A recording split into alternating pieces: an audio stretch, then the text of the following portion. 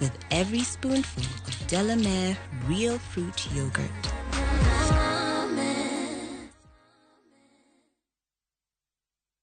Europe awaits Naview Travel. Join our 10-day European adventure from April 13th to 22nd, 2025. Explore Belgium, Czech Republic, France, Germany, and the Netherlands with tours in Prague, Amsterdam, and Paris.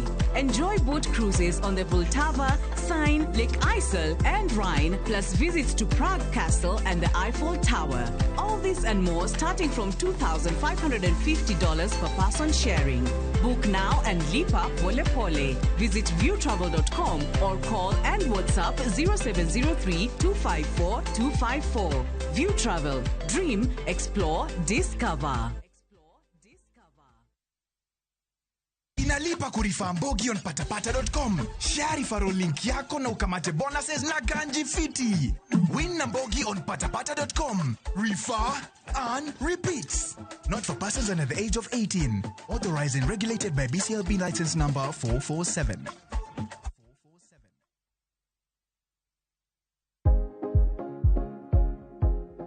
Yuoye wich mang'ich mos kaitang ni mari ye wich makamago gin mayom yom kendo nyalo chote yo mayot.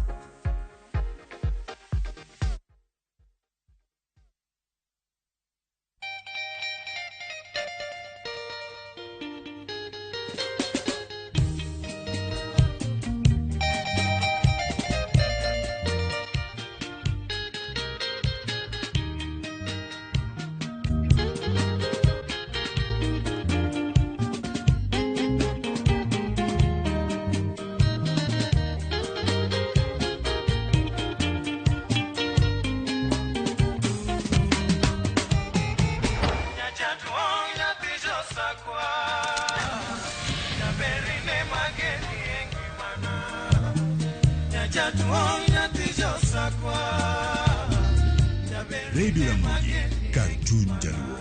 Radio Ramogi.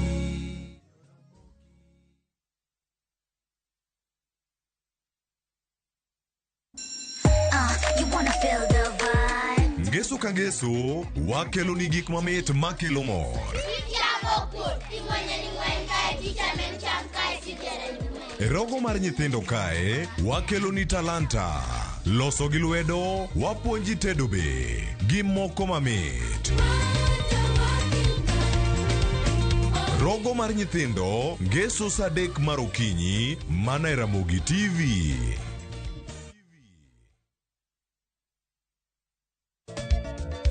Machigni nyakura monga juange chenro mar Goma Owake. Wok ticha kelo ni mix mokwe. Ekaito tichario.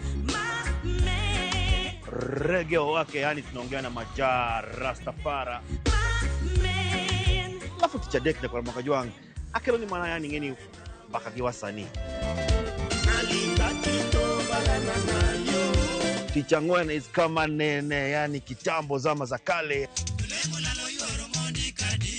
Alafu Friday, si unajua tu Friday tunafanya namna hii. Nyakura monga juange Friday sukuzo wake. Sapara kidaka paga beat nyaka sapaga rio kod an PDG Papa Vic, yani ukipenda mzee kijana.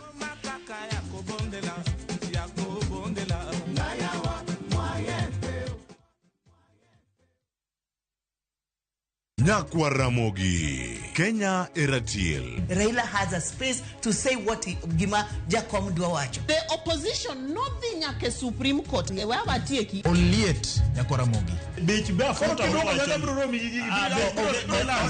Jumapil ka Jumapil. Ana chungo mama Ratil kadel war piny. Ka adwani wa discuss kaka Kenya dhi. Winj twak magora til piny. One was a got in opposition. One was got in opposition 50 years. Mae ukiparka kele wich bar moro. UDA onge kama pose donje. Adwani penja bati. Koso donje kona mane. Sachiel gi nusu tieno. Siasa mar piny Kenya en siasa koso dongruok. Kai kelo ni kod George Bati. Kik bai.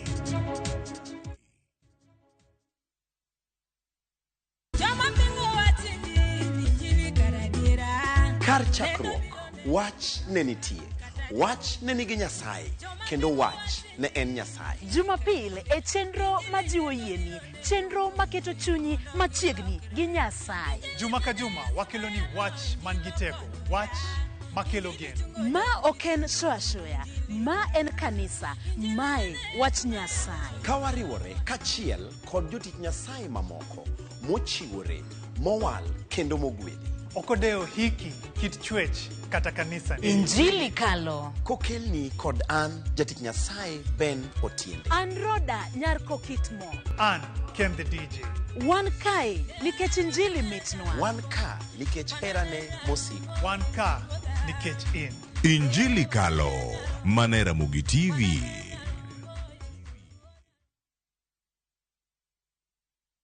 Kidliekno achiel maber nigi achiel marach.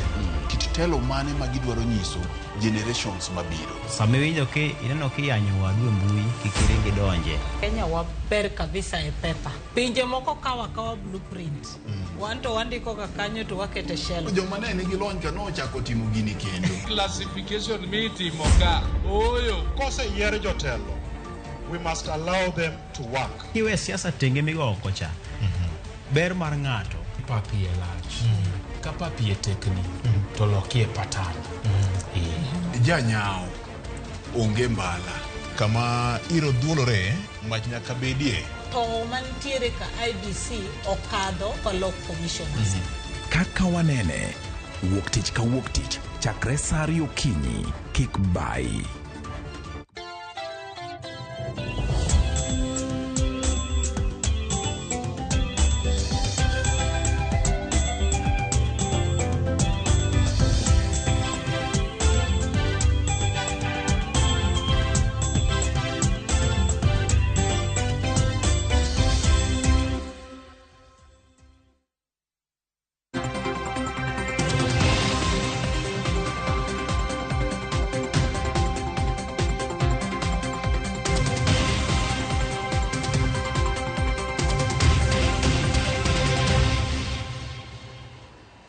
Nakorongwa jwang dakika skadha 13 tok sa 3 mar okinyi kamoro moro mintiere rokni machiegni ma en chenro mar mbaka oromo.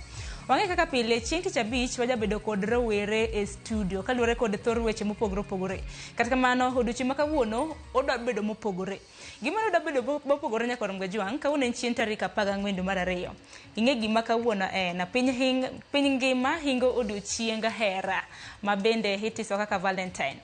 Odiochieng' ma kawuono chenro marwa mano mar mbaka oromo. Biro bedo mana kwa weche motenre kod hera. Emomiyo ni thor wach marwa okinyi ma kawuono en doyo hera Nyakorongwa jwang. Gi dho ngere iwacho ni cultivating love. Wadaro ng'e na kidienje mago mag hera mopogore opogore. Omiyo okinyi ma kawuono e studio adhi bedo kod johera ka mabende antiere god. Ibiro bedo kineno gi kind thuolo manok. Kopogore gi mano bende adhi bedo gi miyo mabende osebede Kenya kuom thuolo malach. En bende biro bedo konyiso ni osebede Kenya kuom thuolo maromo nade. Kanyakla kod bang'e ntiere rawera mabende biro bedo kariwore kodwa mabende ntiere kod jahera mare. En koro en stage mano mar dating. Koro ntiere gi stages 3. Miyo mabende osebede Kenya kuom thuolo malach. Wantiere gi johera ka iwacho ni jala gi minode. Bang'e wadhi bedo gi nyadendi mabende koro okanie heri wacho ni entiere stage mano mar dating. Kapok aketho sa Nyakorongwa jwang anyisi welo mabende antiere godo. Antiere ka gi Lorin Achieng'. Kanyakla kod wuon pare mong'ere kaka Aila Omogi. Aparo na rwaku donge machiegni oro. Koro wacho ni ladies first. Lorin, ne Nyakorongwa jwang maneni samoro nyalo mana nyiso gi ni Lorin ng'a? An iluonga ni Lorin Achieng'. Atie kambi mar Royal Media ka. To kawuono amor sana kariwore kodi kawadwa wuoyo e wach hera. So amor kabisa. Yeah. Dongori nyis ni Nyakorongwa jwang ni koro benin gi wuon pari. Kawuono be ji ma watiyogo ka omiyo ka ginena kenda. But kawuono kawuotho kenda. Kawuono awuotho gi wuon baby ma en chuora. Ma awuotho kode kawuono mondo wabi at least wawach ari adek kuom wach hera ma inyiso wadwa wuoyo kawuono. Koro apani ebe ang'o fulre ni nyingen ng'a machiegni. Iluonga ni Aila Omogi to an chef. To kawuono amor kabisa nikech wadwa wacho weche mang'eny luore gi weche mag kend kendo amor kabisa. Yes. Aparo ni wachake he okang' mowinjore Nyakwaram Gajwang'. Lorin intere gi chef, intere gi jatedo. An gi jatedo. Iwacho ni johawi tin to in achiel kuomgi. Donge. Jok ma ok gin afraid donje jikon. Yes, ema koro wan ne wayudo. Erokamano ahinya kendo machiegni ubiro bedo kuleronwa sigandu e kind thuolo manok. Kata kamano Nyakwaram Gajwang' yiena mar mondo mi arwak Esther Mboya machiegni. Erokamano Sharon. Gi nyingega iluonga ni Reverend Esther Mboya. Anya ahero kak mie. Atedo lela kobura, an jatich Nyasaye, an mama mokwahero Yesu. Amor mar biro e Ramogi mondo kamoro wapuonj couples matindo machako dak. Wanyisgi gima hera en gi gima keny en. Erokamano ahinya. Kendo ginero mabende nakia Esther ni in Reverend. Nikech aparo ni mana goni simu nokimulo na tamor. Nikech koro in twin one. Nikech koro chal ka koro in counselor mano jahocho ka mano kotenre kod weche mago mag keny machiegni. Erokamano. Nyakwaram Gajwang' in bende kwa wi chien odiochieng' ma kawuono kendo odiochieng johera kata na Valentine. In bende abro bedo ka chiwoni thuolo mano mar oronwa ote. Ioro ne jahera mari, ting'eni nyalo bedo jahera ni, nyalo bedo mamau, nyalo bedo nyaminu. Valentines ok ochuno mana ni en mana jok manie keny, jok ma date kende. Nyalo oro negi ote. Okiny ma kawuono abro bedo ka somo lai mago te machuok karede ka 600. Mbi mago ganda moruo Facebook gi YouTube. Bende wabiro ni achiel kachiel. Koro we achaka nena gi Lorin gi Aela. Koro akena chake gi ng'awe ami Aela thuolo. Mar mondo mi koro Aela nyiso nikech odiochieng' ma kawuono ji celebrate love. Yes. Nyakwaram Gajwang' dwaro ng'e ni ta Aela noromo gi Lorin kanye kin thuolo mar nyiso. Ne waromo e kanisa. Ndalogo ne pod an jawer. To koro wan kaka jo SDA nitiere function miluongo ni kiche. Koro nawuok Mombasa mwabiro Nairobi weche mag kiche. To kamano kaka emana yudora gi Nenot. Yes. Yes. Mano ne higa mane? Mano that was 2018. Yes. Samoro Lorin koro inyiso jani mar wuodhu osebedo nade, bende ibiro bedo kilero ne Nyakwaram Gajwang' osebedo keny for how long? Thuolo maromo nade? Nonyuomoru kata mana ka nudet maromo nade? In thuolo mar lero negi. Erokamano Sharon. Koro kana aromo gi wuon baby, na aromo kode in 2018. 2018 kaka osewacho ne ndalo kiche. To ne wantie kiche Makongeni SDA. To no luongi kaka guest choir. Ka ndalogo pod no wergi Ziwani SDA. To negi biro kacha. Negi biro wer for a period of week achiel. To sano na pod natiyo okka, but na biro ta adonje kanisa godhiambo. Koro ano ka bede kanisa like the whole day. To chieng' moro taneno jama moro ka wer. Tawacho ni to manga. Tengeni sano beno kadhi ni animadwa mose keni ango. We ladies kidwa gimoro you will get it. You can attest to that. Tana beda gimoro Thursday kama. To aromo mana kode ni tu. But you know we ladies again inya create time koso inya create mond irom gi ng'ami dwaro. Which I am sure maybe mom will also ngiso waka kadega. Kidwa ng'ato to you know you can always create time mang'ano mondo neni ilongo ni visibility.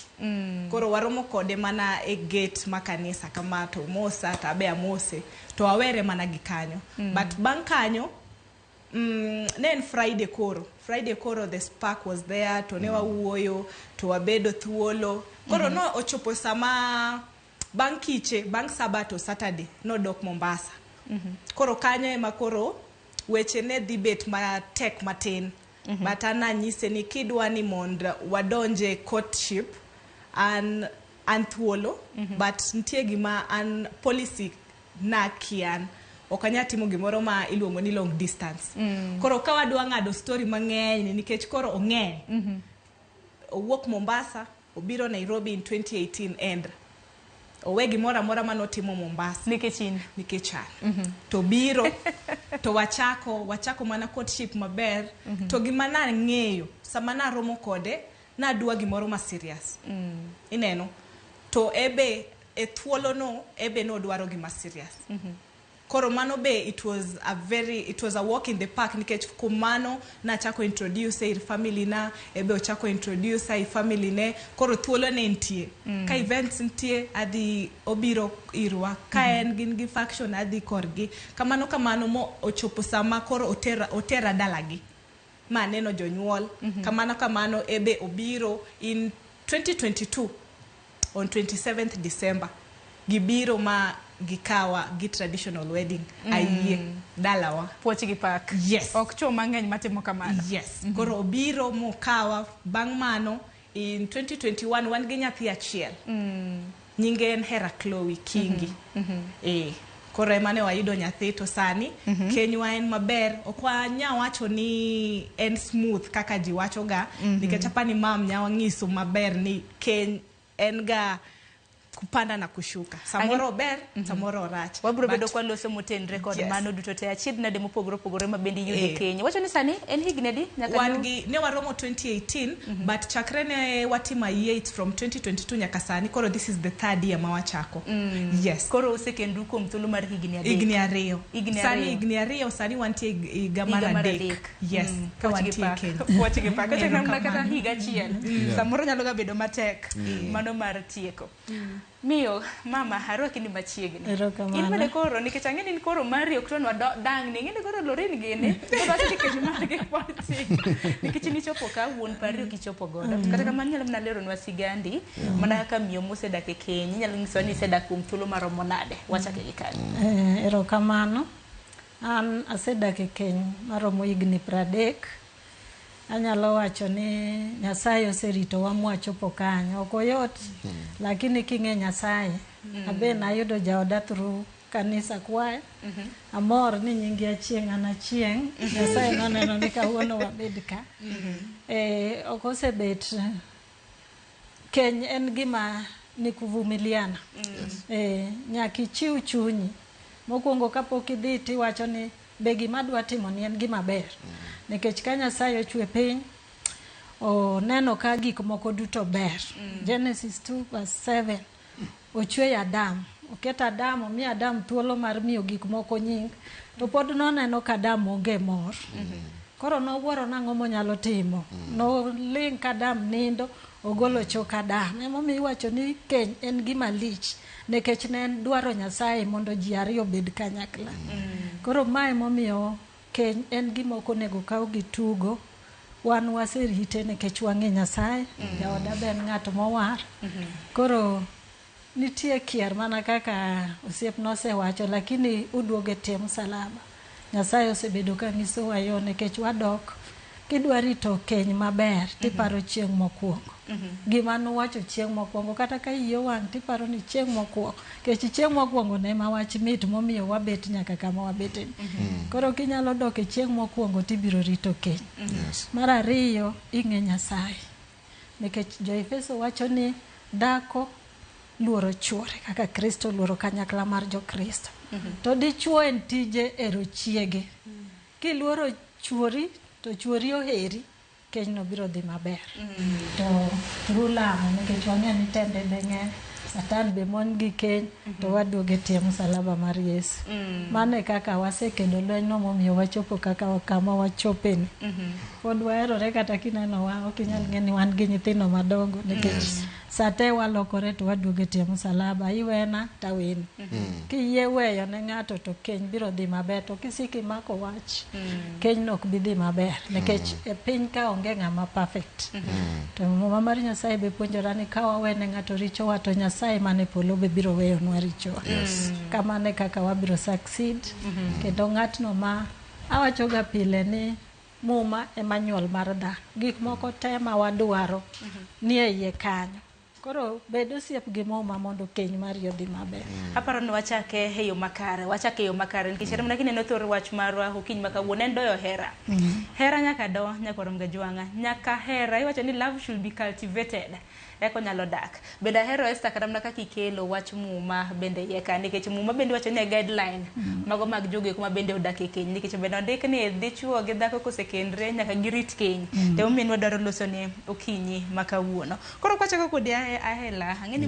Lori nosewacho mathoth kotenore kaka nuromo gi kin mamoko. Ting'eni mar mondo mi ng'ato wacho ni ma e ng'at mowinjore koda samoro nitiere qualities mamoko ma bende ni neno. Lori bende biro mana nyisowa qualities ma noneno kuomi mwacho ni ahela cha okawe. Qualities to ong'eny go. First of all ojaber kaka inene no. Ojaber. Mar ariyo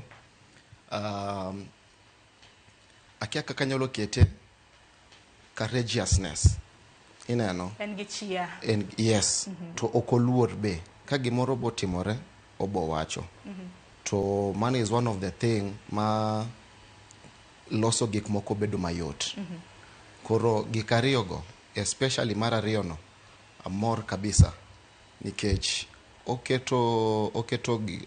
oloso gik moko bedo mayot confrontations moko ma unnecessary tieko piyo piyo mana manyalo wacho courageousness kanyo to Lori ni neno ang'o kuom ahela ni wacho ni kana upassority e gate mano mar kich.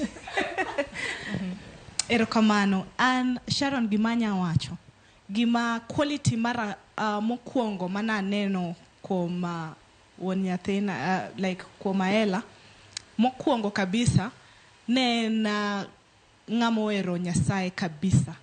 So that one was quality number 1 mana manyo kuom ng'ato. Mar ariyo abiro afwenyo ni en nyathi jadolo Pastor Joseph Kingi kumora mora ma intie Homa Bay afwayo ni erokamano retired Pastor Joseph Kingi to abiro afwenyo gimara achiel gimano omaka kabisa.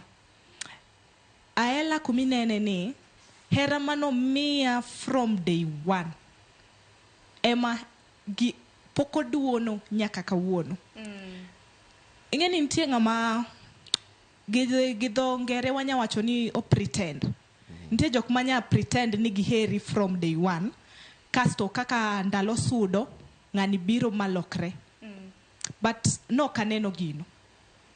Wachako maber from the onset kaka ne wantie courtship wadonje keny en ng'ama ok oluoro jikon nikech napani maybe samoro odhi adhi jikon nikech pod wantie courtship but kaka ne wadhi mbele en ng'ama be a chef by profession ineno otedo maber Swahili dishes ingeni kaka nase wacho kane wachako ana gole Mombasa jo Swahili koro gik machalo mahamri gini gik ma viazi karai mago gik manakia to biro seketa makoro am familiarize koro ntie love languages mang'eny ntie jok ma chiwo love language gi tedo ntie jok ma give love language gi act of service yani obera ready to provide inya wacho ni ntie jok ma wanya wacho ni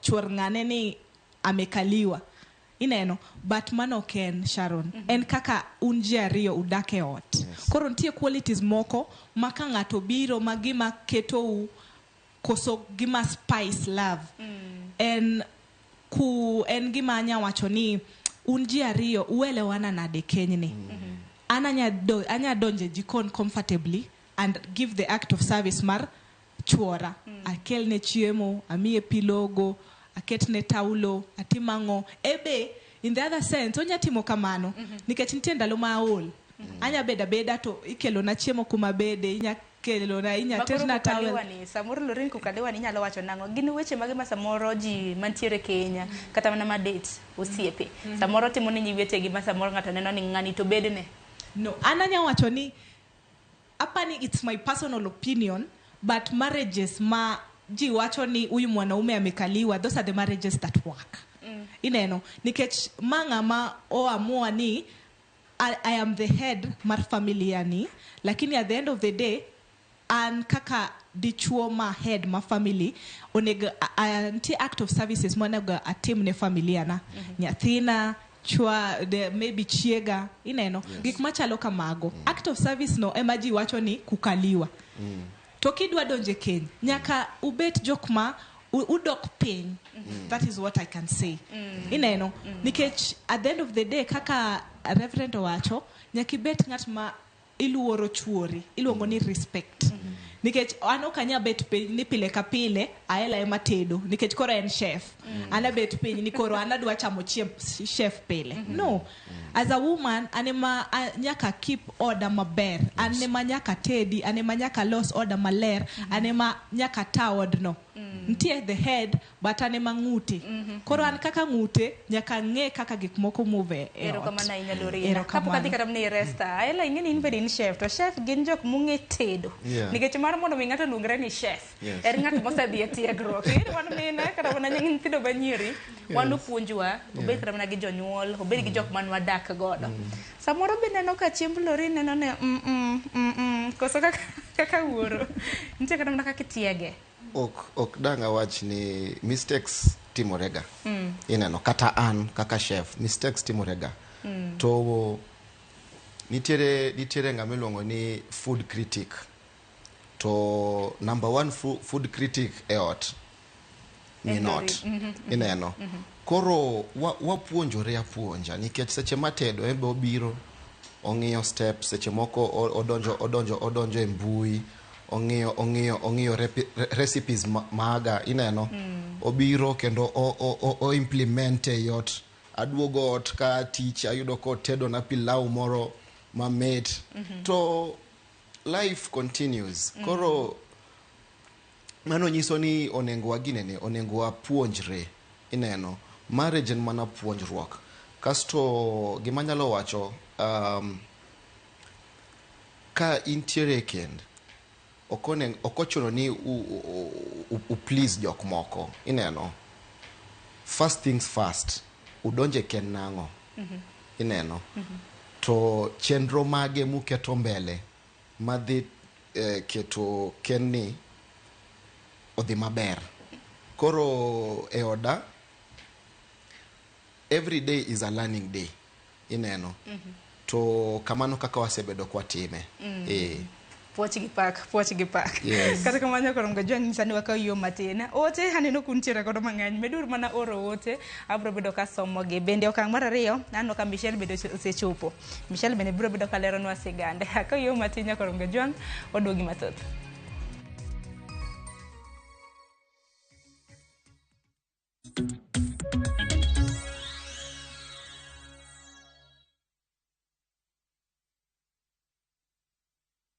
Discover the magic of Turkey now View Travel. Cruise Istanbul's sparkling Bosphorus, savor authentic Turkish cuisine, explore rich history on Byzantine and Ottoman tours, glide on Bursa's cable car and soak in Cappadocia's captivating valleys. Your 5-night Turkish escape includes flights, transfers and unforgettable adventures in Istanbul and Cappadocia from $1,443 per person sharing. Angukia deals Moto now View Travel. Book now, Lipa Pole Pole. Visit viewtravel.com or call and WhatsApp 0703 254 254. View Travel. Dream, explore, discover.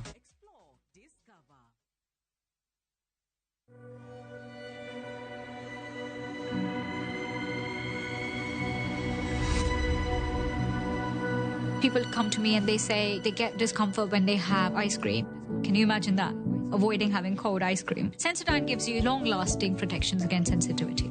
And people come in and they're like, oh, it works. I can have ice cream and I'm not in any discomfort. I recommend Sensodyne because it works. It's brilliant.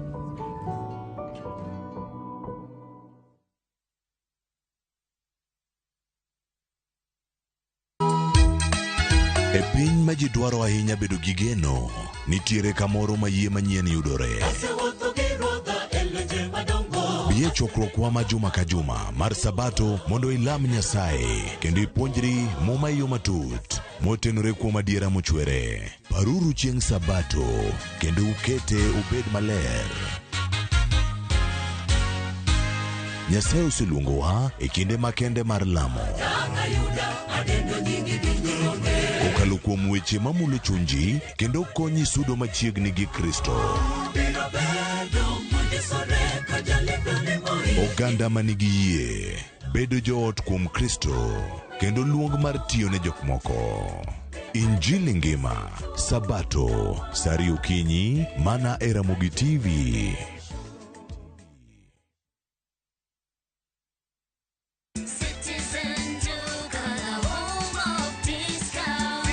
This Valentine's month, show your love with a special gift from Citizen Duca and Quickmart. Our Valentine's Day hamper is filled with thoughtful treats. 80 grams chocolate at 199 shillings, 200 grams drinking chocolate at 199 shillings, 1 twin pack sanitary towel at 99 shillings, and 1 pack of pocket tissue at 15 shillings. Simply dial *487*5#. Choose your Valentine package, pay, and pick up at your nearest Quickmart. Citizen Duca, your home of discounts. Duca, the home of discounts.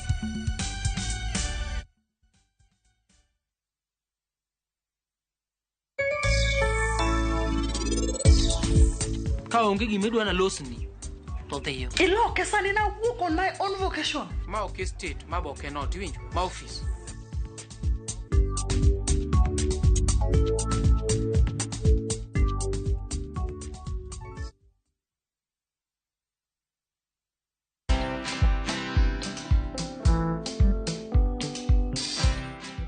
Brother, chekini story fulani la penjuzi mtani record manze. Lakini bro, kazi itakuwa tu ni kujaza simu na hizi mavida. Ai, kujinice tu kaka. Mwananchi gani huyo anarada medalia pesa? Leta tenje ni kushow vile tutaomoka. Citizen Digital wako na platform fulani kwa site yao inaitwa Wananchi Reporting. Hapa unaweza tuma story yako kwa website yao ama kwa app yao ya Citizen Digital. Na kama hiyo process ni ngumu, unaweza tuma story kwa email yao, WhatsApp number ama uitumie kama SMS. Alafu gani napataje bro? After story yako imepublishiwa, hapo ndo una receive 1000 kwa simu yako. Bro, au umenichanua. Don't just witness the news, be part of breaking it. Download the Citizen Digital app and share your story with Wananchi Reporting today. Citizen Digital.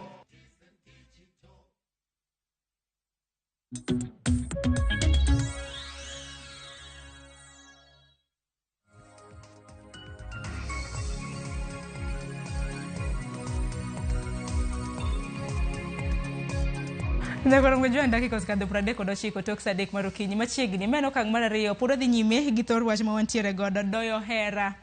Okinyi ma kawuono piny ngima hingo odiochieng Valentines. Koro kamoro moro mintiere nacho na bro bedo kasomo ote mopogore opogore. Nice ntiere gi welo ang'wena. Ntiere welo mabwendo mabende ochopo ka Michelle. Michelle Rwaki himos jopiny inyisgi ni Michelle en ng'a. To nango mini biro kendi. Erokamano Sharon. Ginyinga iluonga ni Michelle Achieng Juma. Okay, so an asome mbalariany mar Kenyatta University main campus atimo puonj. Yeah. Koro abiro kenda nikech pod wadate. Ingeni date Katalin wacho ga ni kudet kane kasiri. Nyaka chieng ket ni ring e lweti dongo kune ring e lweta. Koro emomiyo no kanyal kele kae. Tapenji dating kwacho ne ude tu se date kuom thuolo maromo nade? Okay, so I'm in my early 20s. Dating, I can't say that I've now been dating for so long because I joined campus some years ago. Pare gi dholuo benda ngini dholuo to chiegni gi English kitemo. Okay, anyalo wacho ni kachako date tok ni asebedo ka date for long. Nikech na donje mbalariany igni ariyo mokalo. Koro serious relationship moro madanga wach ni wase date for courtship. Let me call it courtship. That leads to marriage. It has not been that long. Yeah, and that emomi awacho ni ati onego abi kae gi ng'ata moro majabatha. To nikech uneno ka ring onge lweta kaendi, no kanyal kele kae. Koro ibo mana wuotho kode ka nitie. Koro onena. Oket ring monda kele be the screen. Valentine machielo mondo ubi kode. Mondo wabi kode. Erokamano ahinya. Esta karo Ikem Network. In miyo mosedak e keny kuom thuolo mar higni mohew 30. To keny matindegi kinene kata mana kaka wang' jahocho, wang' miyo mabende tiyo ne kanisa, tiyo ne oganda bapacho kaka jayalo. Diwach nang'o nikech nitie kata mana kaka piny masani marriages ok dhi yo makare. Ineno ka ng'ato timo arus mapek e kind thuolo kata mana mar higa achiel buo higa en gimosewuore. Koth osechako gowa kanye kaka mine matindo. Aparo ni kama koth osechako gowago kata nochako gowago, tiende ni ji ringe keny kapok ging'ere maber. Ineno ng'ato isehere, ok ing'e background kumoaye. Mondo keny obed maber, onego ing'e ng'ato maber, ing'e anyuolane, umiri time, isom kite. Maka koro ibiro donje keny no, ting'e sama en malo. E keny ka mondo keny obed maber, kiseng'e ng'ato, ibiro ng'e ka en malo tiduogo piny. Ka en piny idhi malo, ka en wach mudwa loso, tuyudo time sama un kendo ka koro useduogo piny. Anyalo paro ni pastor manopuonja ka donje keny, nong'isa ni ng'ama mama, ng'enyne mine lelo kendo dhogi yot. To kiwinjo ka dhogi nyateri richo, inyalo kawo pi tikete dhogi mondo control tempani. Ng'ama dichuo ka mama ineno ka di malo, inya kata wuok oko matin. Timanyane ni ang'o maka timo ne chiega to nyalo more kata miyo wang'. Koro ber mondo wang'ere maber. Gimomiyo ni Esther akelo kata mana paro makamano en kaluwore kod weche mosebedo katimore. Kiwinjo nyaka londo ineno kata mana wang' jowi mopogore opogore, cases buche mag nek tinde nitiere malo. To nek makamagi mwaneno gin mana mitimo e keny, jok mo kata date, jok manie osiep. Emomiyo ni kata mana akelo kata mana wache makamano nikech chon nok wane weche maket kod magi. Momiyo nawacho ni ji ringo e gik moko ni ineno ng'ato iniseneno noromo to king'e timne moro ma iye. Miyo kata koro ng'ato ing'e ng'ato maonge osiepni moro mong'e, like kaka nyara ni owacho maber, ok odwa kele nikech ong'e ni hustler ni oko kama yot mondo ng'ato mai. Koro iyudo ng'ato in be dwa mana diye kendi, not knowing ni ng'ani timbene to chal nade. Kineno ng'ato madwa pandi ma en kata brother ne ok odwa nyisi, mano ng'at man gi timne moko. Koro nyiri donje tho nikech gombo. Anyalo wacho ni gombo. Ojaji ng'ato kako onene no kapok ong'e ni to ma ng'ama chal nade. Ubro ng'wono na nyiri matindo ni ng'eny gi ng'iyo jok man gi pesa. Hera ma adieri tinde onge. Ng'ato neno ni ng'ato nigi gari maduong', ng'ato tiyo tich maduong', oringo dhi. Koko yudo gino kanyo, at the same time iyudo ka ochako det ng'at machielo. Ng'at osemiyo outbreak, en ochako det ng'at machielo. Ang'o ma wuoyi ni biro timo nikech gikawo ngima ka gweno, obo mana negi. Nikech ise disappointe mokwongo. Gima no en no neni koparo ni en ng'amo nyalo dak go maber. Tichako wuonde kapok udak. Samoro osetiyo gi gike mang'eny kuomi, idwa weye ka. Ne to mar ariyo, aparo ni kijende kata young generation odonje gik mimadho mang'eny. Chon ing'eni nokinyal neno ka ji madho njaga ope. Tinde ji madho njaga, nyithindo madho kong'o at early stage, drive gi ok gin. Miyo ginyalo timo gik maricho. To machielo ni nitie cults, gik dinje modonjo, ma ok ene motimo gino, spirit moketne nyalo miyo neki. Nekech king'iyo nek maber, dhano ma wiye ber, onyalo ng'ado ng'ato, gweno ng'ado tek, tiyudo ka tindi ng'ado gi into pieces moketi, gik mane onge, gik manok nyal, in kata in gweno kidwa, kata rombo ok ng'ado yot. To how comes ni tindi jowuoyi yudo chir ma ging'ad ng'ato silently mopak, tiende ni ochal kat. Nyithindo donje gik magikia nekech gidwaro mwandu marak. Nyocha winjo ka ukalo to nyithindo ma kijende wacho ni bet idag maber tidag matin. Ang'o ma gimin giwacho? Giyie kawo pesa maricho to gi sacrifice kata mana jaherane nikech en odwa pesa.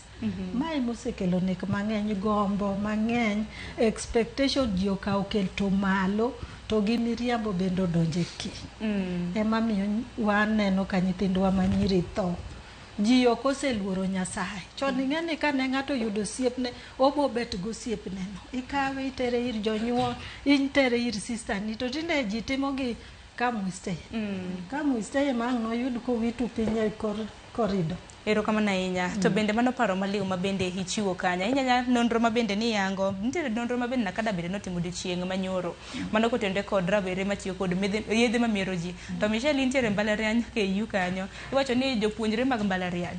Iwacho ni chiegni nus maggi tiyo kod yedhe mamiero ji. To kan mana yedho kadho ka Iwacho ni hard substance mago njaga e kinde mamoko. Kata kamano kiny makawuono to kwalose weche motenre kod yedhe mamero ji. Lori nitiere wach moro ma Esther okelo kanyo. Miriambo. Iwacho ni kinde ma ng'ato samoro yudo siepni moro udet kapok udonjo kata mana e keny, en ng'at mosebedo kata mana ka rendre kama. Koni donjo e keny to en mana ng'at machielo mopogore. Akia wach mane ma diwach kotenre kod mano. Samoro ng'ato loko kido mane nitiere godo ndalo manudet opogore gi kodo mantiere keny. Erokamano Sharon, ne kaka mama osewacho ni nitie jok maringe keny araka pok bet gi ng'ani kuom maybe igni moko 2-3 in between 6 months iseringe keny idwa dak gi ng'ani. Apani kidwa donje keny araka moro ma anya wacho ni kikibedgo because kidonje keny kaka Reverend wacho gi kaka muma wacho, divorce is not allowed e Biblos. Donge. Koro kidonjo kanyo bedane gi ng'ani kuom higni machuok mondi tingi ipimri ane ni ng'ani is he the person madwa bet go the rest of my life. Be characters ma en gogi begin characters manya anya survive go. Don kidolokore characters ichako ng'eyo kara thuolo maromo nade nikech ang'eni dating phase to koro gin malaika. Yes. But ananya wacho ni kaka dhano okinya keto kosa kata okinya pando kidoni for a very long time.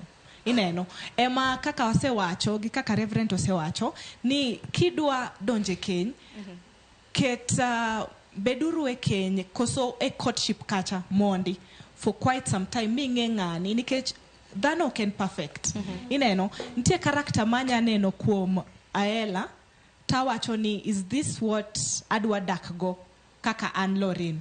To nitie characters moko ma Aela nya neno kuoma mo watch ni is this the character madwa dak go kaka Minoda for the rest of my life. Ineno nikech nitie gik moko ma eno nya nyisa ni okaero kaka itimo 1 2 3 nikech wan dhano dongi to nikech ase amua ni ene madwa dak kode nyaka a change nikech nitie gik ma of course wan dhano ininya pani ber kuomi lakini en tage te nitie gik ma ananya pani eno nya paro ni ber lakini kian ok ber. Ineno koro ananya wacho ni kiyudo ng'ama is ready to change for you mane ng'ama nyaka idonj go e keny. Nitie jok ma yes nitie jok ma nigi very toxic masculinity. Ineno ng'at ma eno wacha ni an ng'ama dichuo anabet piny arie tienda e wi kom tikelo na chiemo to bang' kasetieko dhi tim na 1 2 3 wan kaka mine kaka Biblia wacho gani we should submit to our husbands. Ineno tineno ka iyudo dichuo moheri maber kaka Biblia wacho ni un joma chuo heruru mine heruru yes mondo ar kaka ng'ama miyo I will submit. Koro submission no Sharon biro ga very natural.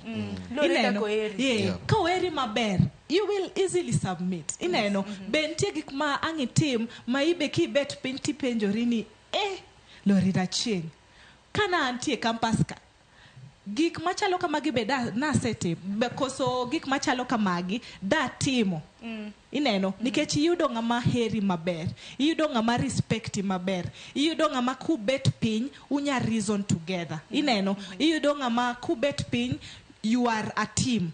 Ineno kata ka en ntie book mana somo to wacho ni as parents wan kaka jonyuol onego wabet a team. Ineno be gik machalo kamago timore koso un ka ana won Chloe onyiso nyathini toka hapo an kaka miyo aduogo mawach ni hapana usitoke hapo kwa nini dadi anasema utoke hapo. Ineno koro nyaka wabet jok ma oherore nyaka wabet jok ma the love ma wangiso kuom ji nyalo kopo love ma wan gono. Ineno to ginya wuok gi achiel 2 3 mar adek anya wacho ni nitie jok manya wuondore ni giero Nyasaye kaka na wacho ni naneno character na achiel character achiel nen mar hero Nyasaye to ineno kade obet ng'ama lokore character mar hero Nyasaye no doserumo. Ineno to an gi culture moro oda kacha every day nyaka walem kapokwa nindo, nyaka walem kapokwa wuok e ot,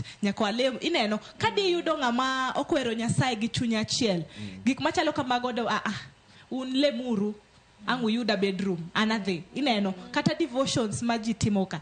The head of the house kaka en emonego ochwal gigo samora na ol lakini nya yudo ni wan gi culture nikech ot ka ot nigi culture gi ineno kaka wan gi culture mar ma kawa bet piny walemo together, kawa bet piny wachiemo together, unless ni awuok tich moleo koso en owuok tich moleo. Wan gi culture ni kawuono wadwa keto nyathi, ng'ama keto nyathi nindo. Wan gi culture mar wan gi house manager oda kacha wasebet kode Marcelina kuma intiere very good nikech environment modak go an environment ma very welcoming ineno en environment ma miyo kata jatich dwa bet kanyo ineno nikech violence ginika onge wuoyo marach and samoro it's something ma abiro ma abet ka alan with time ineno nikech chuora kuminene ni character ma en go ma iwacho ni nitie jok ma characters gi change ineno nitie ng'ama dichuo ma will explode akia kaka nyawacho mbele ji uko sana lakini osecha kogoni koko mbeleji ineno lakini nitie jok ma eno nyakawi oteri e bedroom kacha to nyisi ni gimisetimoni okber achiel ari adek misetimoni okaneno ka berna ineno to wan jok ma miyo wan jok ma wahero kano gik moko anya mako ne ng'ato sana lakini kineno kiyudo dichuo ma the head of the family to enemo drive family no ka quote won Chloe okonya understand na quote ineno en ng'ama ojok sate ineno en ng'ama obet piny to wacho ni okwanya nindo ka in kama chung malo inindango to nyaka watiek gima watieko ipanda kiai idwa chung ne idwa mako na gik machalo kama gineno koro kiyudo ng'ama drive marriage as the head enema otelo to otayowa it's something very beautiful. Ano ka won Chloe nigi bonga points to wi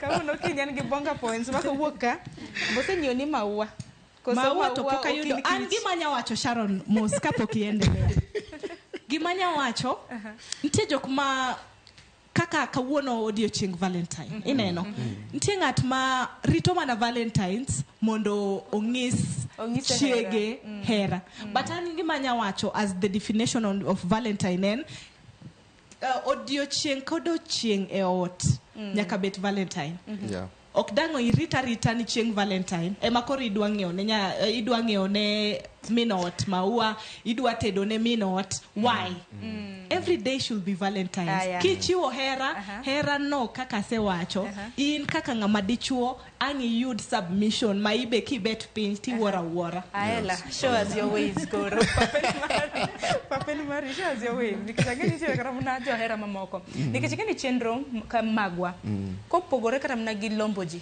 en puonjo to gimotimo sani kata mna bedni samoro moko nyalo bedo ni lombo wanyiero en puonjo ganda mantiere oko kacha kaka wanyalo dak emomeni wantiere kod generations mopogore esta wacho ni generation margi nopogore gi generation masani kata mna Michelle bende sani dongo wacho ni in your early 20s mari be nyalo bende mopogore gi marwa donge emomeni wantiere ka aela into paro mane madeso manya wach dating di bende wuok mang'eny nyaki date nyaki courtship mago nyalo last thuolo maromo nade nikech tinde anange kata mna jok ma nonyuomore e buo higa achiel to anana mana ka gidak in mari nene nade anto abotemo wache kaluore gi kaka wan ne watime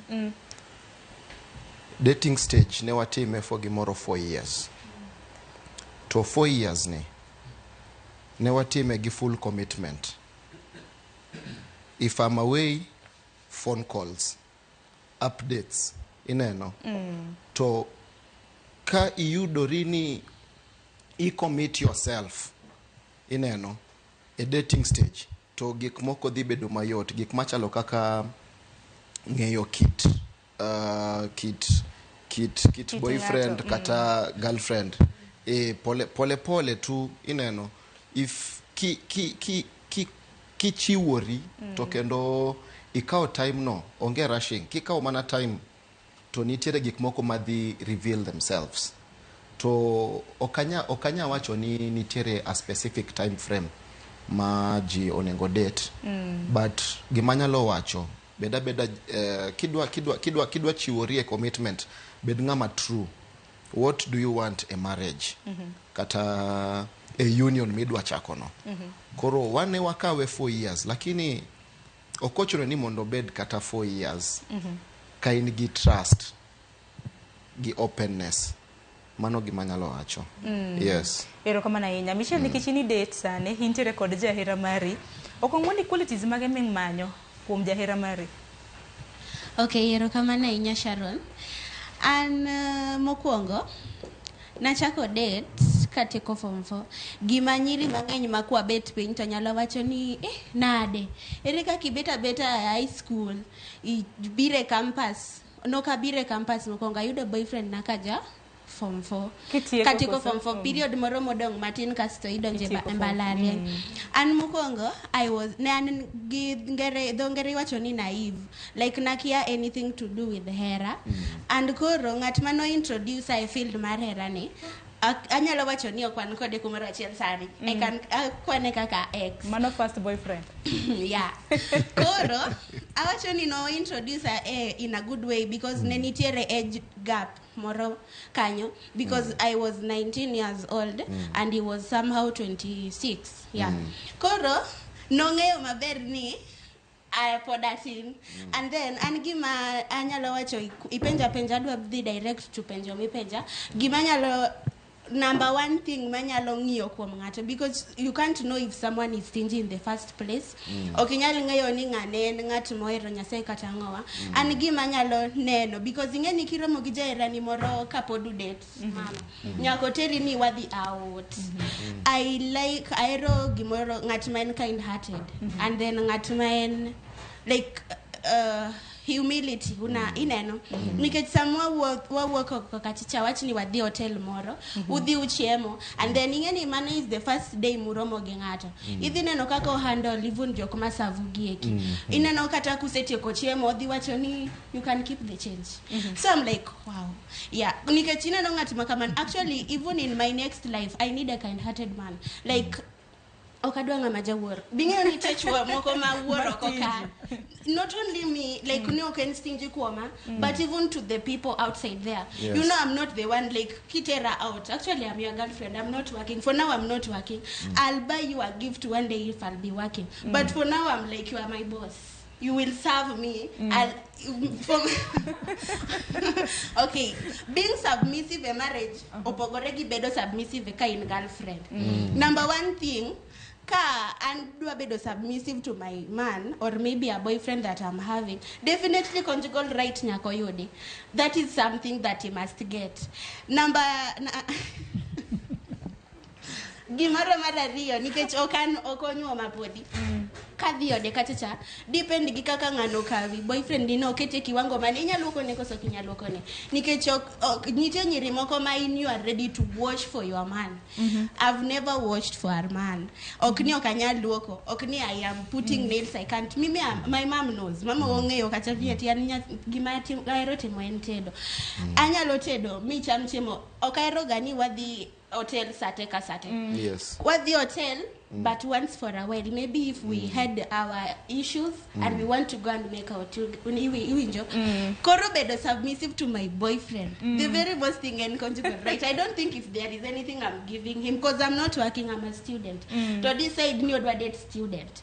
Koro garama gotenya kama bedo mama di wach dango nikech ang'ene muma bende makoro tiegowa weche makonjugal kind mamoko indi wach na obiona na paro opogore mwaporo kae. Agoero kamano podi mana mawiye mana matenten kasto wadhi wakawiyo matin. Awinjo kaka nyarano wuoyo maber to muma be wacho ni kik wabed ni wadwara nyaka wabed jok mabe samoro chiwo. Yes. Like anyalo wuoyo kora wan wanyumore ka jaoda podok ti en ja ng'at manie college. Koro kwa biro Nairobi ne wadak gi ji koro ne chuna ni nyaka ti matek noonge go to kama gitiye ne salary nyalo bet dweche adek. Yes. Nyingi gi nerach makata ka gidhi kaskuma tonge ng'a ok adwa wach. Yes. Nok nyal migigo. Koro nawacho ni gima nawacho ni Nyasaye kimiya dichuo moluoro Nyasaye. Yes. Abe abro tiyo matek mondo wares family. Yes. Mama maka gi kanyo kadan mar mondo mi ang'adi nikech sigana ni nyaki pore makare donge.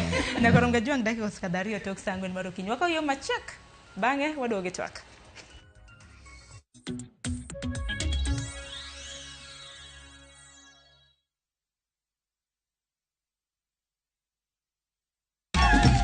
Chakre kit ngima joluo machon, amiya gwatani mod jaoda maduong' mondo iluw timena. Nyaka e ngima masani. Oga kada hol pesa e buchni na biro loso go ore. Nyasaye okuo kinyowa. Nokei.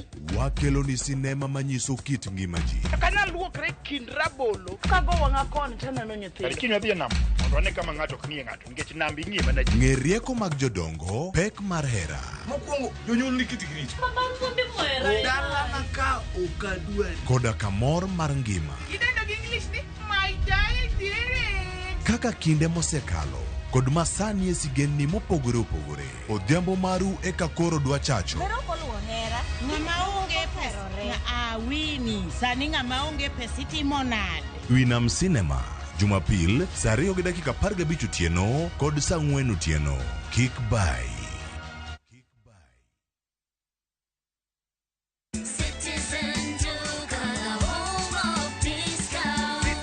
Stock up on essentials this month with unbeatable deals from Citizen Duka and Quickmart. Get 4 kg rice at 880 shillings, 4 kg sugar at 578 shillings, 4 kg maize flour at 258 shillings, 4 kg wheat flour at 258 shillings, and 3 liters of cooking oil at 841 shillings. Prices that will not break the bank. Simply dial *487*5#. Choose your item, pay, and pick up at your nearest Quickmart. Citizen Duka, your home of discounts.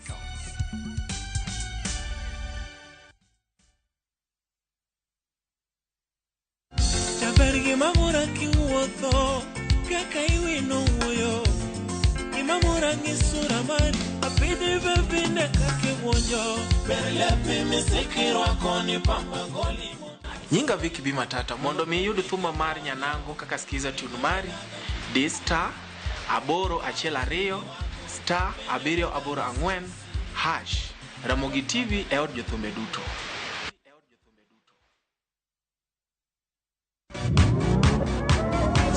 Ado manyien kod talanta manyien duto romo kamoro achiel. Chakre thum mag pinywa nyaka mag pinje maoko. Mae kinde maberie moloyo ma ji nyalo winjo thum mamit. Puonj jothum manyien kendo tim nyasi ne jothum muhero. Mae en ndiri mar jothum kod kit thumbe duto. Pado manyien wuok tich nyaka tich abich saa 5 onyango. Love is a beautiful thing, and this February, View Sasa is all about love. Watch Boy Child Under Siege as Ochi and Linda get ready to eat a nicely prepared meal. Kuna mtu ameita zimamoto? Of course, Mr. Firefighter. But Linda's parents ruin the moment. In Love Bads, Annie and Farida fight over Jimmy's love and attention. So is this all about the movie? It's not. It's either me or her. And in a brand new season of Monica, Monica's love for Mariga is unmatched, but her obsession over Bob is undisputed. Watch all these and more romantic stories only on Viusasa. I miss your touch.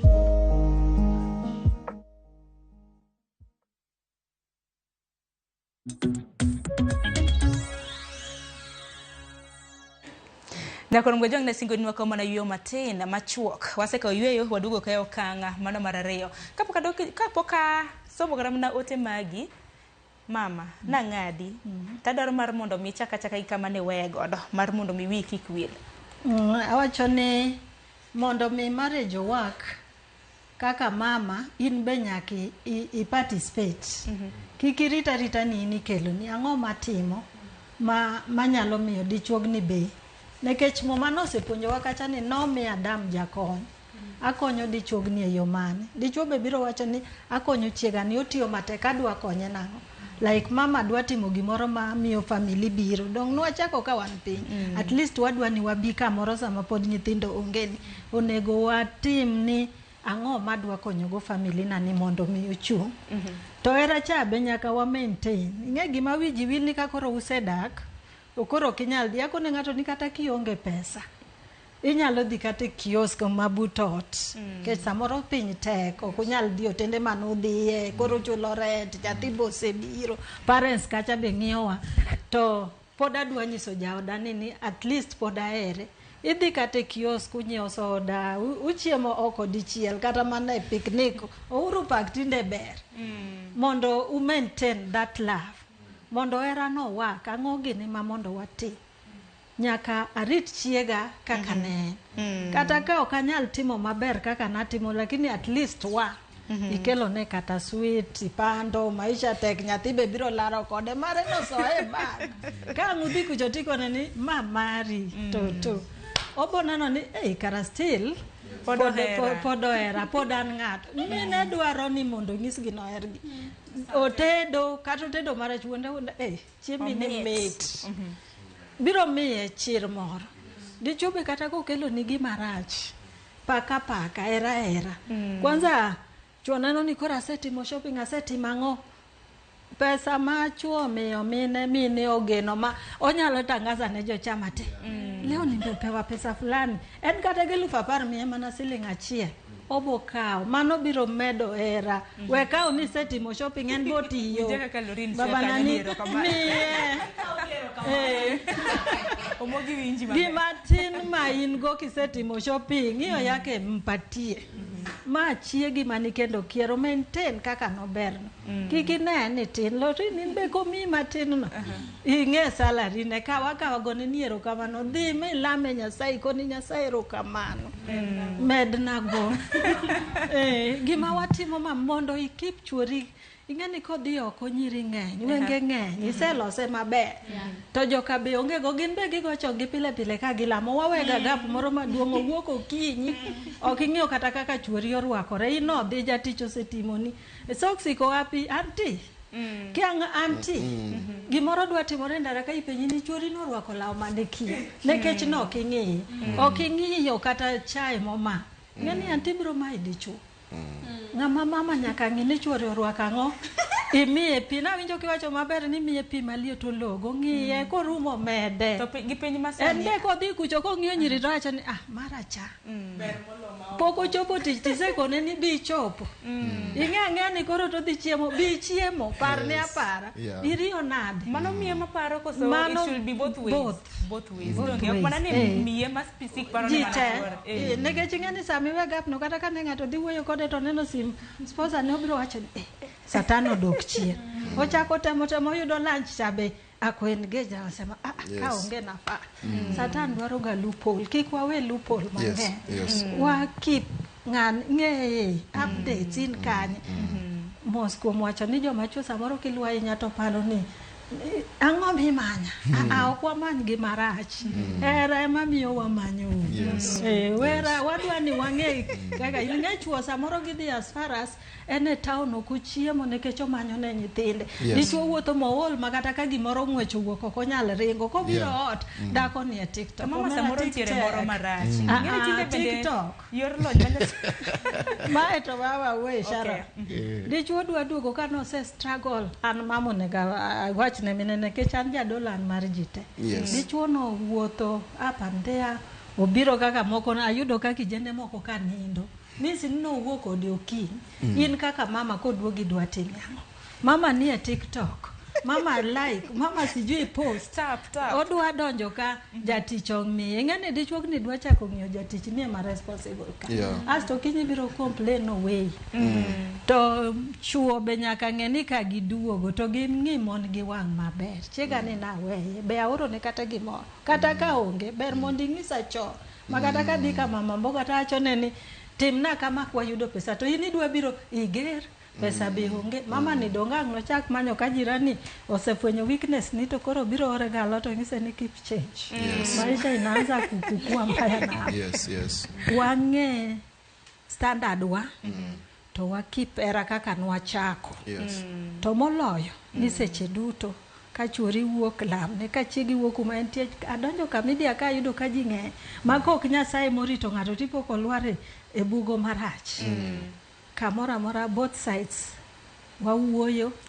Wang'e ng'ato ka ng'ati ng'e problem ne tikete kaka in gi tich matek osiepna nikech ka ji ng'e nyaka ket jaodi bed kaka ne ni keep standard no mondo kik ng'ato maigo. Amen. Nikech lokruok bende janeno nikech Lorindo nowacho ni en kana elo yude nen mana Lorin.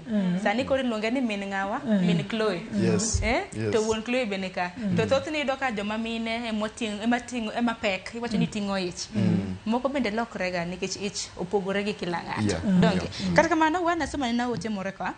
Ruth Nathi Ochieng iwacho ni Happy Valentines ne minu kanyakla kod wuonu kantiere Akoko Village.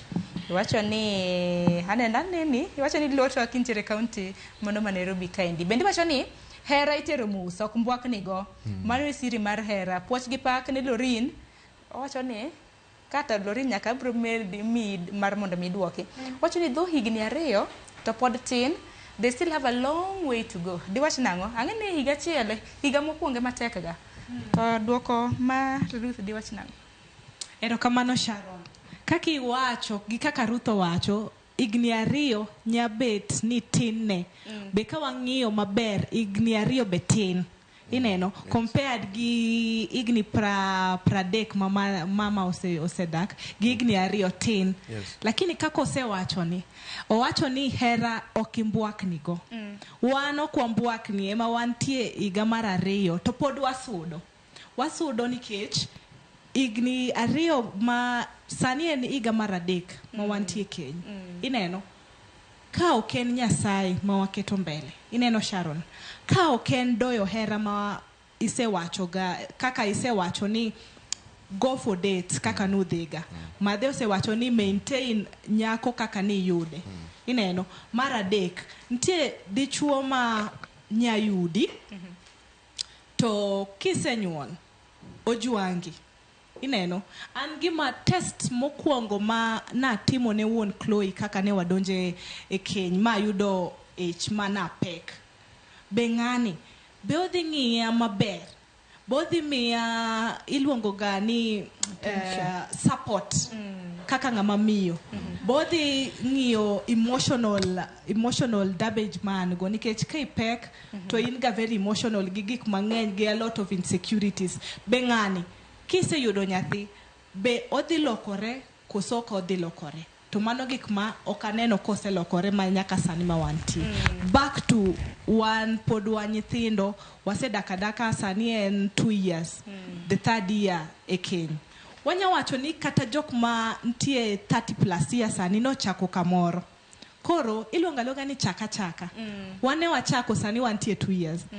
2025 ni wantie the 3rd year. Koro wadhi suda. Next year wadhi bed the 4th year, the 5th year. Ineno kaka igni medo suda. Ok wanya beda ni kaka iluongo wani wabi wawuone wach doyo keny gi jo 2 years sani. Ntie jok ma ntie keny maybe under 1 year maneno wa sani. To ntie gik ma giwuok go. Ntie jok ma wan kodgi e 2 years sani. To sani gibet to ging'iyowa. Ntie jok ma poko chako. To ka ging'iyowa to giwacho ni joma tindo giyawa. Usedhira ma sani en 2 years. Untie the 3rd year.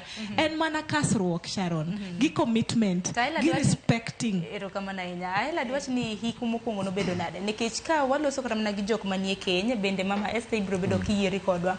Higa mokwongo tekga. Nikech dating phase che osierumo. Koro ma ng'at ma en chiegi, ma en ng'at ma en chuori idhi tich iduogi iyude ot. Ing'eni dating cho nyalo ga fwenyoru samoro amora. First year mar higa mar keny nachal nade? No kanya okay, okanya wacho ni no pek.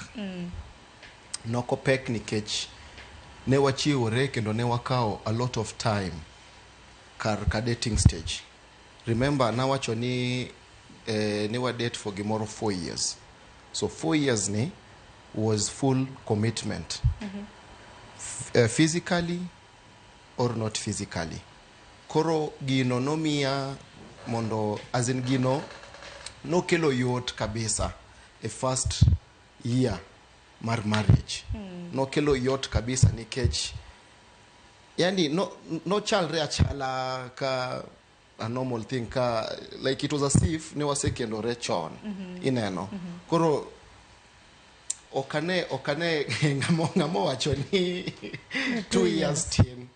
Adwa wacho ni 2 years octane ka if you are committed octane kabisa nikech king'iyo chien to ing'iyo gik museloso achievements museloso 2 years octane for serious people to kendo wadwa chore nyaka 50 kata past 50 ineno nikech ng'at nyalo wacho ni 2 years samoro pod une honeymoon phase do ng'eni bende datings bende nigi phases mopogore michalo ka ni phase 1 pod date pok onyuome dongi un koro usechopo iwacho ni makoro akene ma phase mane ananya wacho ni all the time en honeymoon phase kidwaro yes okonego ni koro 5 years 10 years honeymoon stage orumo korumo mano koro omin ni okudo love ne ineno gik manutimo usewetimo un koro ujwanga ni koro wana kanyo ni ma won nyithinda mamin nyithinda ineno koro udira ema koro nitie jok ma wacho ni koso nitie jok manya wacho ni pod wantie honeymoon stage kaka nya wacho gi kaka nyisi Sharon honeymoon stage ni okonego orum an gi manya wacho an kian bena pani honeymoon stage mar won Chloe koso Aela nyarumo from 2018 spark no pod nitie nyaka kawuono wasedak 2 years ma wasedak ni to spark no pod nitie koro sorry to no kwadhi kata honeymoon to no kudhie honeymoon nikech sani kawadwa wacho ni nikech ne watimo ayie mar dholuo which is considered as marriage kawadwaro with time nikech be wapango wanyatimo the white wedding to officially tima nikech white wedding and mana for formalities emanya wacho ni honeymoon stage and honeymoon stage nyaka chieng madheka en tie 30 years plus to wacho ni en tie honeymoon stage kipenje pod gintie honeymoon stage no akini madhedi wacho na kapo kama achiwo ne Michelle thuolo mar duoko awinjo japenjo mopenjo ni 2 years tin gima I believe ni ka in gi yie yie ni anta dwa di tedo kendo adwa di rito kenyni chungo yieno gi gima ni wacho gima wuok e dhogi ka jomoko wacho ni anta dwa di adhi te lakini kiwacho ni anta dwa di tedo asto nikech wang'eyo ni keny be jachien kedogo ang'o ma wadwa sirogo jasigu Satan kiseno en Joyfes ni en kinde mar siro jasigu Satan gi gig lweny mag Nyasaye gig lweny gin mag Nyasaye ginang'o adiera kama adiera nitie kethruok ok dibet ni kama luoro Nyasaye nitie ting'o warruok malo kisemakori gi gig lweny mag Nyasaye to onge kaka jachien biro yudo thuolo mar ketho marriage ni to in be ni sebet gi yie ni anta singora ni mae dichuo matedo ni ok nadhi te emi biro yudo kamine moko wacho ni kidwa dhi to in dhi dong tine wangiso chuo kama kidwa di to in dhi nang'o nekech nosebet gi yie ni kate rach kate be abiro bet ka o fight ka ene iye ka mondo marriage ni odhi maber awacho ni gima duong' en ni ka wachungo yie to keny kata hera biro dhi adhiya maber nekech wasekawo gig lweny mag Nyasaye erokamano ahinya bende ahero kata mana kaka ikele wacho ni mede nyaka muma mano gima kare ahinya Michelle adwa gi twak nikech e kindegi rowere bende seyo ni ohero pesa e kindegi iseyo rowere nitiere gimoro ni sugar mami sugar daddy tinde bende nitiere kidienje mopogore ma in bende nyalo lero non nikech nitiere mbalariany wach mar pesa ni diwach ang'o nikech mano bende misene godo thoth rowere oko ka ma bende koro nitiere kata mana ma date ginyalo kata mana date kata mana ng'at maduong'ni to bende wiyi bondo kuodni tek ni en ng'at man gi pesa to bende ing'eni ma to ok en kata mana marriage ma uchomo donge Okay, erokamano ahinya Sharon. An amor ahinya kuom penjo mikelona no. To kapok aduoko penjo ni no, I wanted to emphasize gima Lori nowacho. Ng'ato wacho ni 2 years is small. Gimoro amora nigi chakruok ne nikech mama in gi 30 years or 20 years of marriage. 30. Dong ne nitie chieng' mane un gi 1 month. Inyalo mako microphone maber. Dong ne nitie chieng' mane un gi 1 month One Koro there is a starting point nikech okang' wachak gi gikoni nyaka wachak gi chakruok kabisa. And something about marriage, Lori, actually mimi I'm really longing for a marriage one day. We never listen to outsiders. Debate marini donge mene koro kawuono wadoyo hera adwa doyo mara ni bekai koro we don't actually Lauren, see you are a learned person and you know okay, in your marriage you don't add a third party right yeah koro wadwa wuoyo kuom pesa an nyathi masomo KU and then kaka wang'eyo Thika Road ung'eyo wachoga ni nyithindo manyiri riedo line ka gitimo ang'awa ka girito wa baba. One thing, actually I'm a student leader and always also calling myself women rep because one day aero ga nini mar side gi nyithindo manyiri gimoro achiel ji ya different backgrounds and then kosekeli mi bedo exposed life mar campus, you might look at someone ing'iyo ng'ato tiwacho ni anyalo gombo gima ng'ane dwaro cha anyalo gombo gima ng'ane dwaro cha to an adwa wacho gimoro because an nyako to an gi osiepena an gi osiepe mantiere kikundi mopogore opogore nitiere osiepena moko mar into drugs ok discriminate gi nikech gi kawo yath nitiere osiepena moko ma gihero gender gi moko ma awach ni lele gi gay LGBTQ an gosiepe aila goni nitiere osiepena moko ma gihero kong'o and then I have some friends like I'm just associative I'm flexible koro ing'eni me being flexible mi ayudo weche mopogore opogore aneno ni ati en gi experience e gimotimo kama onge nyathi manyako manyalo chewa gokinyi to chak wacho niya adwa date mbaba ka wa date face mar dating kaendi ng'ami date ma wuoyi nyalo mi idhi timango date mbaba with this reason actually it is not a good thing like you are sitting there because king your social media jok moko life gi obet maber mana nikech maybe they are having a mbaba like ikia gima life like gimok biro momiyo bedo gi gima en go maber nonde koro en gima nyalo wacho okay I can't blame gender mar male ni endi nyati gine ma gimiyo nyiri dhirwa baba nikech kata gimbe gin gi sugar mummies koro the first thing maparo ma nyako moro kata wuoyi moro nosenyisa is maybe I can say peer pressure or maybe you are not content like you okay winj kiromo gi gima mari nonde and then people are not real okay in real idwaro ni nyiswa ni ati you are having a certain standard and yet ekithigani nikech Lauren for now mimi I'm still a student you are a working class right I can't say ni ati nitiere romo moro ma jinedhi to idwaro ni golo 20k ka 20k anasomo alafu anyisi ingocho na Michelle romo ni endi wadhi etwa Mombasa 20k ni wadwaro ni ng'ato ka ng'ato gol 20k ting'eya maberin mokwongo inyisa mokwongo nyakipar ni Michelle dhi golo pesa ni kai and then from now nyisi ni 20k ni sawa I'm going to send it right adhi golo pesa ni kanye you know you are a working class and your hubby knows that you are going to withdraw or maybe he's going to give you that cash so you can say that is a peer pressure or maybe like peer in like people ok giromo gi gima gin kaka aole alafu ok gin real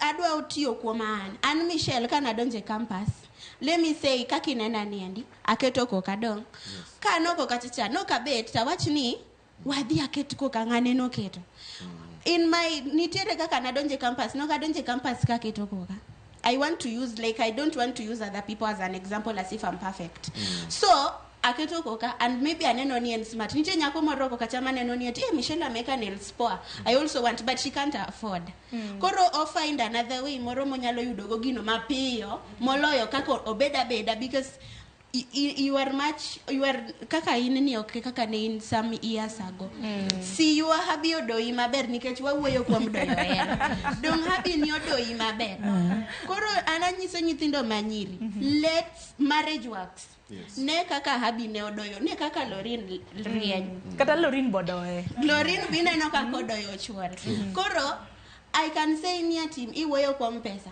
and first wacha ka wo asitiko karmach wa babano iwinjo maber gi to mano wa babano ben dating edier mano bilungo ni dating okay nit onge mbaba minyalo date anyalo wacho ni nitie nyiri manigi boyfriends to nigi wa baba like en gi boyfriend ne to mbaba be en god depend gi the kind of a man we date and apoka wa date ngat moro ma actually I say date ga jok ma strict because before I sleep he will video call where are you he will know your location if someone is serious with you he will if at all I'm in a group he will be like nikina nani in gijo mageuti mangwang nuwog kanyo sadi but nyiri moko wacho gani and we are take after okay nitie nyiri moko kama okdo marriage koro which take onge marriage kate date you have to be soft wacho gani era nyaka bed idiot nyaka bed achiel jomoerore nyaka idiot koro I think I'm the idiot actually anan garombe manade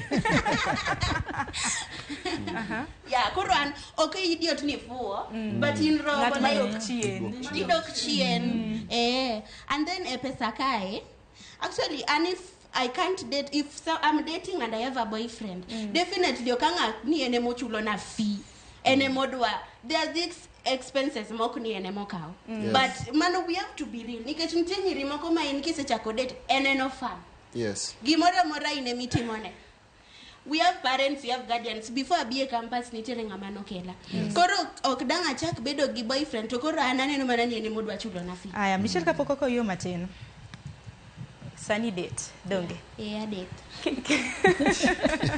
ndoko donge ndoko kuma sauti chien koro koro sunny date ni bende nyalo timo gik moko ma samoro iwacho ni Lorin gene temo nikech wacho ni nyiri bende ka date ngene bende dicho bende dwa ng'iyo ne qualities ma Michelle nitiere godo inyalo dhi luoko ne lewni inyalo dhi luoko ne sende okay nitiere ka wanoko kaindi people are saying wacho ni okanyal ka wabet gi nyiri to in real life nitiere nyiri mok nyal be giwacho to be koro nyisa mari mana mapuka poka ka yo matin ong'e na ero tedo actually my food is sweet my friends actually me I love cooking because I also like eating because ingeni ka in gi boyfriend ni iwacho guy marriage ni ati dichwo en iye like you have to make your man satisfied ejok ma wach ni asede to ok ging'enyo gi kalariyo ang'eni ging'eya obed ni ex obed ni the current one me I like cooking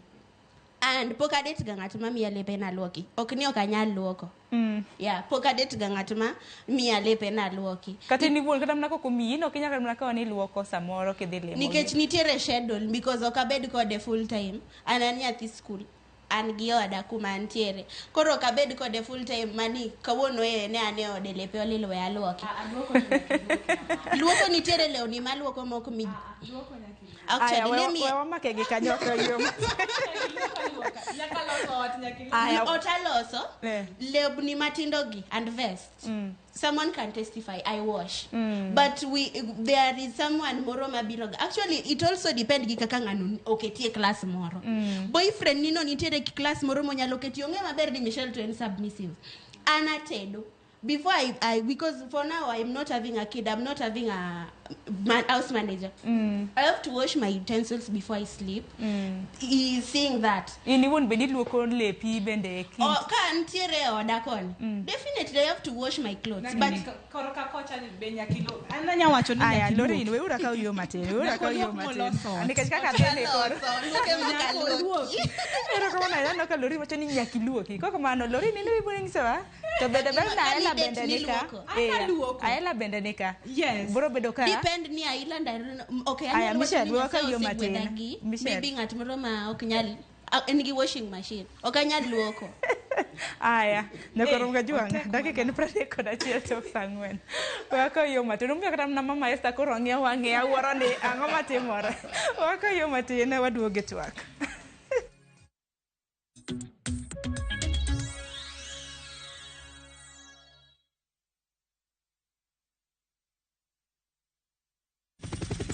Kuwa Aviator Player of Love on Shabiki.com. Juu hii Feb, huko ni mapenzi tu ya roho na Aviator game. Juu big wins and rewards zipo in seconds.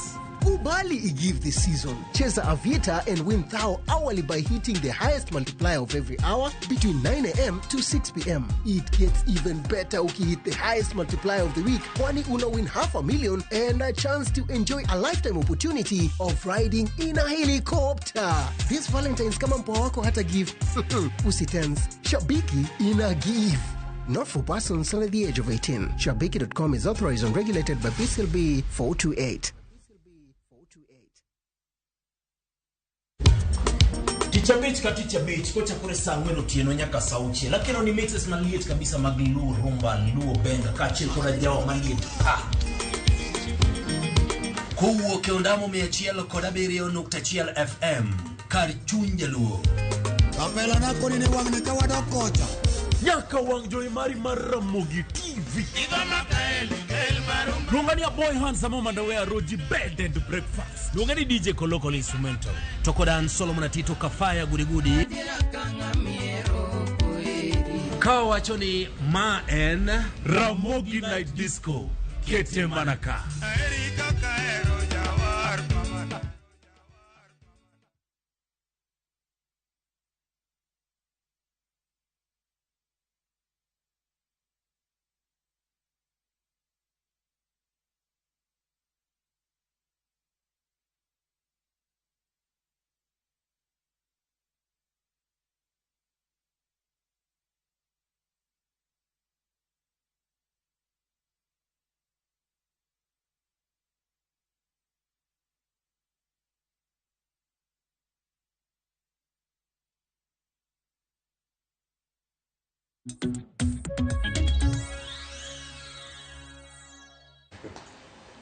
Nakoronga jonga pokno ko yo matene twak no chuchien kai aluoki koso kikaluoki Michelle wacho ne okaluoki Lorindo wacho ne aluoki Michelle wacha na point nino mogi kapok Lorino donje. Okay, ka wacho ni okaluoki ok nyis ni I can't wash my man's clothes. Actually, ang'eyo ni nitiere lewni moko nyalo miyo kata mama makonyowa e tich okan married but mama miluongo ni mama fua mama jotich maluoko nitiere lewni moko nyalo miyo luoki I do what I wash. There is something called character development. Inyalo luoko minang toke inang tok wiye minang kisogone alafu wei koro ini dhi bedo mama fua kachichande ise luoko kasti wei. Imagine this man will treat you gikakoneni. We are not setting standards, and personally if this guy loves you anokanya luko kasto bange. Actually if I will see someone okni masani okaneka serious koda, but if I see a step there are some things mabro keto makatan maybe okabiweo jatichotedi abrotedo I will set time, or maybe depends with the career that I'll be in. I will set time and say that my hubby nticheng makama emaone gati manare ande atedne there is a difference between dating phase and marriage. In any marriage kind you are fully submitted. Mimi I'm staying in my house. If you will be like babe I want you to come over, I will go over and then ka auto dust abroteng toleuni molil okaluoki nitochonya we asamora murata anasebedo mama fu tokoro otek manadi Lorin inawacho ni luoko na ela kapok no kendi an gimanya wacho apani ni timo maber Sharon kuom kelo generations mopogore. Wan gi generation ma mam nigo en generation mare opogore totally. Kaso ntie generation wa ma opogore be. Kaso ntie generation mare mabuoga. Ineno ma wacho ni en okonya bet mama fua. Ok ni ibet mama fua. Ntie ngama kiseromo goni and definitely an gima wachoga you will know ni ngano udhigo kamoro koso kudhigo kamoro. Yes, ang'ing'e. Nitie ng'ama en anya donjo be okawach ni joma mine oyud jok molel. Nte jok molel oko ka Sharon. Ntie dichuo ma kidonja e ode kama odwanyore seriously. Oritigo. Oritigo. And that is not what I'm saying. Gima wacho niya, in kiyudo ng'ama dichuo ma is clean at heart, gi clean be environment ne, yot tiyo gi ng'ano. Ineno, anya donjo kama ng'ama dichuo oken kaka wan joma miyo. Ineno, kuma the space onego bet ni ka gima black maneno ka neno aseka ukitamba. Ineno, but samane wantie courtship. Ka dhi ma donje ot ma neno ni to boyfriend nani odeni need some touch up. Ineno, abe okadwa bet kumolel. Ineno, okadwa donje bedroom kasto laundry basket opong nyaka tu. Okni onge mamafu antie. Abe kadwa luongo mamafu anya luonge. Ebe kodwa luongo mamafu nikech kapok waromo ng'ama ne luoko ni. Samoro nene gimoro. Ineno, samoro chabene luoko. It's fine. Ineno, lakini an kaka nyawacho kian. As a woman kiyudo ng'ama iero. Kiyudo ng'ama oheri maber. Nase wacho ni submission comes naturally. Ineno, nikech ng'ani ing'iyo maber kama ti wacho ni no. Ng'ani adwa ni ka ng'ato nene oko kacha kaka ineno wuon Chloe ni kama Aela. Adwa ka ng'ato nene to en ng'ama presentable. Ng'aminya sungo oko kacha. Ineno, emanya wacho a point na nyakiluoki. Okay, lakini nyakiluoki. Tokiwe kata mna mama Esther bende koro tegwa ka. Onyiso kata mna ni kinde mage na chal nade. Mama Esther ni luoko. Ginde wanopogore. Nyaka iluoki. Lakini ni luoko ne ng'ama ing'e ni ditedo ne. Yes. By the way, an nogama through kanisa ma kidonjo dala ma nyithindo ng'eny, ji ng'eny. Koro gima ne jaoda temo geng'a go ni koro neno ni samoro mi gik moyingi dhi luoki aora. Ofund lep nyithi dala te. Ma iluoko ka. Ma koro girlfriend.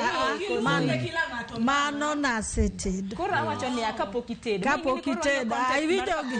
Iwinjo wacho statement moro maber ni gima okodwa timo gima nosetimore. Means ni boyfriend mokuongo noluoko ne to weye.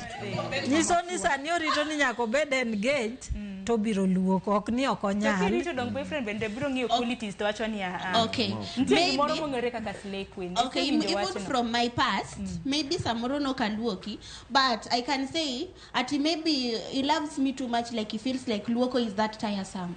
Like I'll get tired. Okay. Dating phase. Like oneno ni nyathina ni aero. Okadwa no luoki odhiol.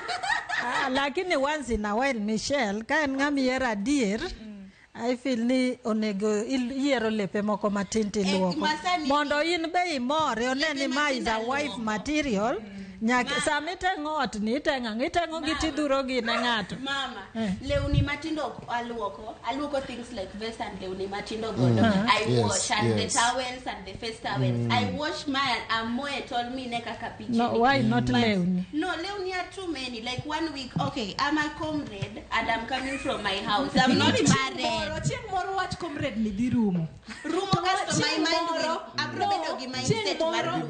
Na wacho mana ni once a while surprise ebe oyud ki luoki go pass mondo ng'e ni karanda ko madwa. Ene makare oro kodwa nikech is someone who is open to me like I'm not. Nikech oneno ni Michelle nyathina ni diol ka. Okay. Mano ng'ano wuondi. Mano ng'ama wuondi. Mano ng'ama ok dwa donjo kodi e keny. I'm telling you for free. Mano ng'ama ok dwa donjo kodi e keny. Unless no neno ni luoko lweti ohinyore kata in gi maybe in gi problem. Don't say ni mano ng'ama ok nya donjo keny. Watane mok adwa donjo kodi e keny. Okay. Emomiyo kaluoki. Okay. Koro kanyo korelero makare. Michelle koro kanyitego. Aela weche teka in makoro wan represent boy children. Michelle ohero chak to ohero dhiang'. Ohero chak to dhiang' to kogodo.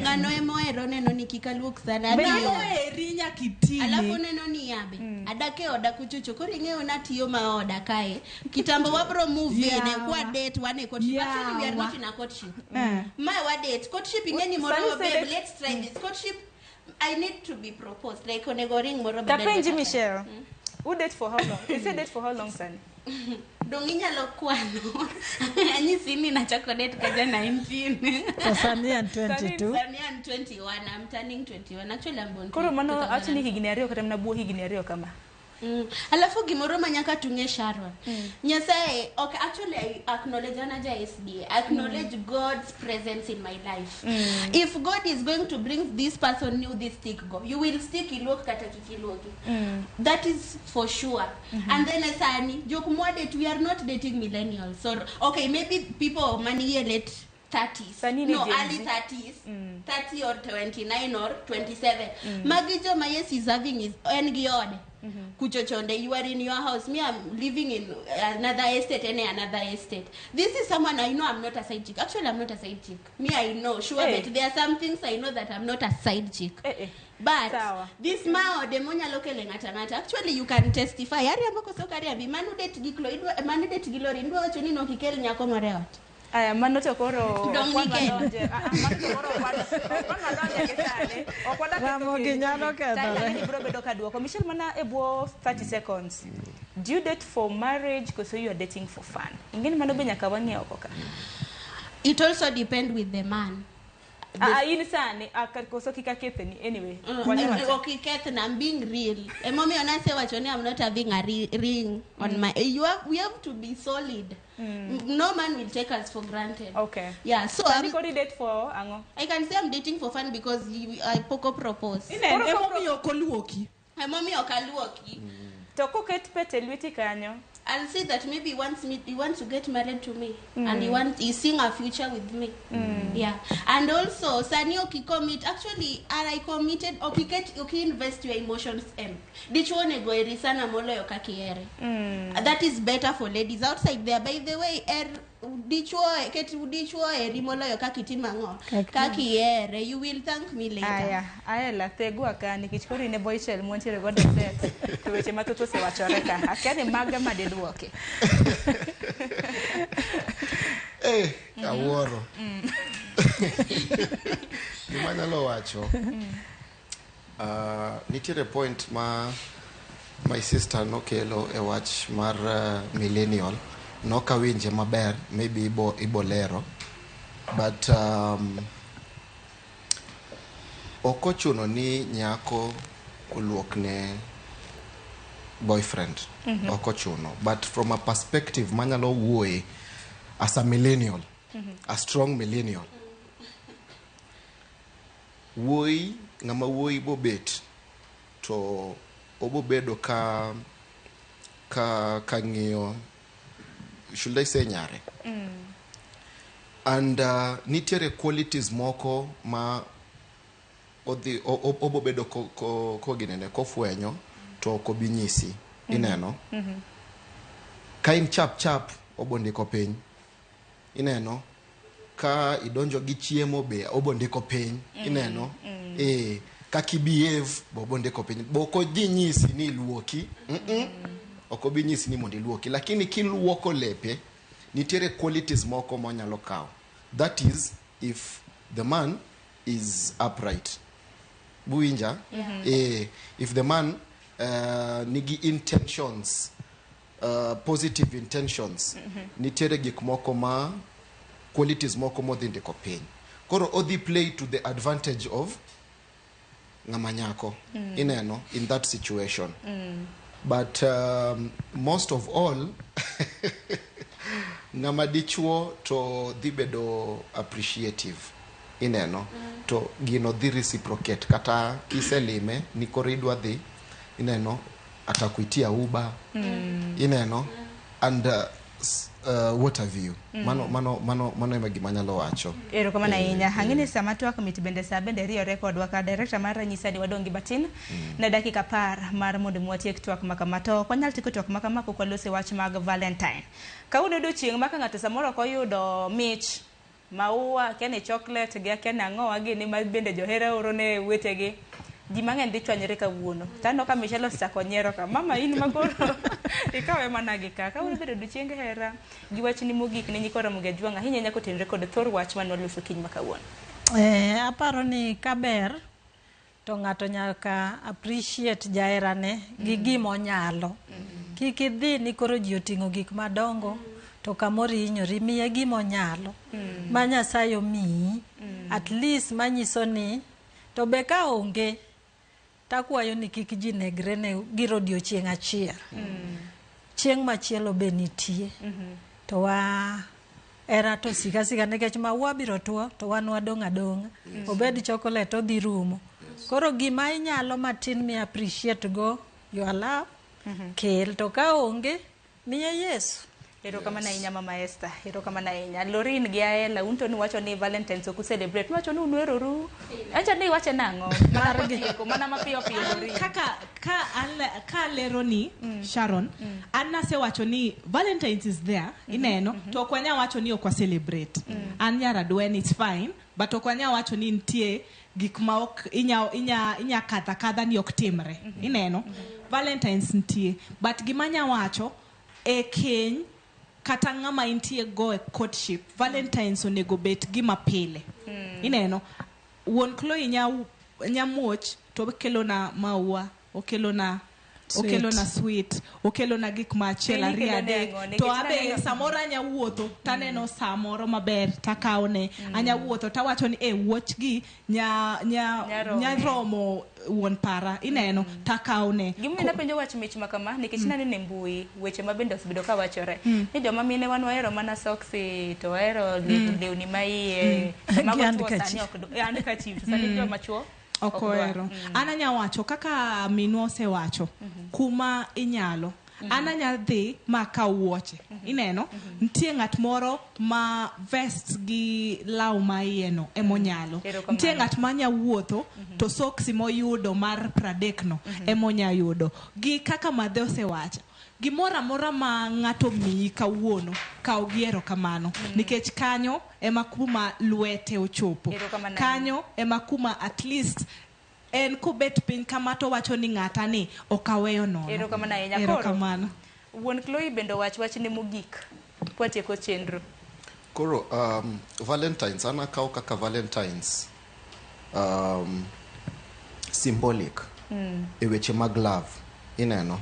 Koro esechegi onengwa ginene onengwa take this time to rekindle ineno mondo wi wakik wil gi weche heragi ng'eni seche moko nyalo bet to wi wil ineno wi wil gi gik moko wi wil kata gi gik moko matindo matimore. Koro Valentine's ni ok ni wa celebrate wakawe kaka ma wadoyo go hera appreciation. Yes ineno yes erokamano kapok ing'ada Sharon nikech ang'eni idwa ng'ada ananya adwa go erokamano adwa go erokamano kuom loso chenro ni miluongo wa kendo adwa go erokamano jonyuolna manena adwa go erokamano ne ng'at mora maneno wa kawuono ni it's not easy ni luongo wa kama wabiro nikech kaka wanyawacho ok kila ng'ato mani thuolo kelo ng'ato muwach kaka usedoyo hera korago erokamano maduong'. Erokamano ahinya Michelle lakini bende seyudo mich koso kawuono kapono nokiyudo mich ang'o mabotimre? Anto abet kaendi kaka youth. Okay, what I'm saying, we are to be loved actually. If you are having kaendi ng'at moko you rather remain single. Bed single kaw lawi moro maber rwaki the hotel moro kaka nyathi manyako give yourself a retreat ka in gi ng'at moro okawach ni ati in gi boyfriend ni mok nyal nini however little he has onge ng'at moro mawuor ne girlfriend ne kata mana sweet mar 5 bob if he can't afford that because today actually Valentine is like chamo sao mare kanisa ka jidhi chamo sao people are always holy dong tok nyis ni ji okon ga holy ndalo moko makalo giki jidhi ga mana kanisa waherore ga hera lakini kawuono en chieng' hera manyne nyawadu kata flower rose achiel kama terne Kok nyiri, ka nitie ng'ama ok okelo ni flower kawuono kata anything. Let me sound petty. Remain single, look for a better Maka person. kawuono komi mich gi jahera ni to koro in single. That is obvious. I'm going to be single. I'd rather remain single moloyo bedo gi ng'ato Kapenji, en ang'o migeno kawuono? Bende nitiere gige nikech chaka gi win expectation. Okay, no penja. Mimi, maybe ng'at man go is more mature than me because ongeyo no deal gi Michelle. Yes. Actually, people ongeyo ni adil gi Michelle. Michelle is you get gima wacha no nyise ni what are you expecting, and then anyise ni obviously I need some flowers, and then onyisa ni you don't need any other thing. Kumanisho neno ni is past bringing me flowers, like he's going to bring me something more than a flower. Kore mami awacho Dong sana neno ka gidwa bouquet of cash, of money. Koro mano pia pressure nikech anyalo nyiso boyfriend no withdraw pesa tema en go e bank tok ni omiya adhi mana loso godo mana flower bouquet no taduoko to ema nyiri neno timo e TikTok. Mano ok ni pesa gi nyise ni babe, see you have this amount in your bank account, can we withdraw it? I just use it as a money bouquet, and then if she can your TikTok, and then I'll just give you back. No peer pressure outside here. If your man can't afford, or no man can afford, can't afford, every man can. Katobed manani and katimo teach manager piko katangoa, he must gift you something. Ko kibedo gifted, count yourself single, and then go and give yourself the best retreat ever. Okay, happy Valentine's to Judy. Happy Valentine's to my sister Liza kiwa hapo kawa wendani, and all I love everyone outside. To daki nyiso kata mna jahera ni happy Valentine's. No, Dara ni chako kode. Abroad bogo bangeka ko mi awacho ni we are going to count ourselves single koko mi wagi. Michelle adani walori chendro. Ero kama na inya Michelle. Agudo ero kama no Michelle, Mama Esther agudo ero kama no Lorin Giaela. Bendo agudo ero kama no kuom chopo. Nikech ok ji mathoth man nyalo chopo ge won pare gi kama jahera ge odiochieng' makaunti wagunero kama nenya kumido thuolo okinyi makawuono. Ne nyikwara mgajua ngasemo ngadoa, lakini aneno ote muoro kaluore kod thor wach mar okinyi makawuono. Ano moko kuom wasero weche mag Valentine's, moko bende ok sir e kit mamoko, paro mopogore opogore bende wachwalo. Bende aneno ote mopogore opogore. Kapo nono ni chako chenro makama kodwa e diere. Parni chenro makama ginyalo yudo mbui magwa Facebook kanyakla kod YouTube, yudowa gi nyinga mano mar Ramogi TV. An bende akoyo ni mar mondo muheru kok yudo mbich kawuono mana ka Lorin Gaela nosewacho. Ere uru ndalo 365. Amen. Eiga, ok ne ndalo achiel kende makore da nyiso jahera ni mich. Bende no ka nyiri bende wacho ni ok gin kich, ok gidwa maua. An aonge wach. Ubedi gi odiochieng' makare, warad kendo juma mabiro. Odira makare, nyakwara Mgajwang' nyinga Sharon Ong'aw.